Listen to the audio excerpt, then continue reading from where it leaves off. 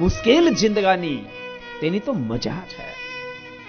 ભક્તો સાચું કહું, જીવનમાં થોડા ઘણા સુખ દુઃખ આવવા જ જોઈએ.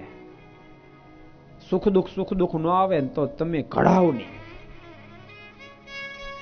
ભૂલતાની ભક્તો, જીવનને સુખ નથી ઘડતું, જીવનને દુઃખ ઘડે છે. જીવનને દુઃખ ઘડે, સુખ નથી ઘડતું.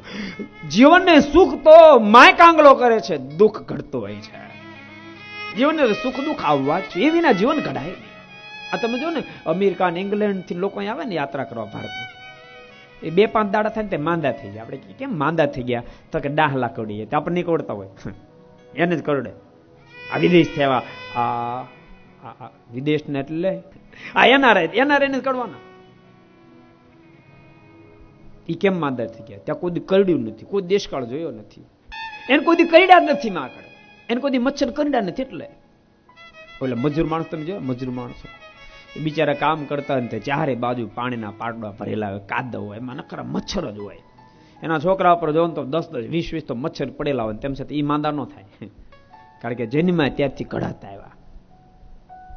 કોઈ કઢાણો નહીં એ માણસ ભક્તો તરત માંદો થાય. એમ જીવનની અંદર પણ સુખ દુઃખ દ્વંદ્વ સાથે જ રહેવા જોઈએ.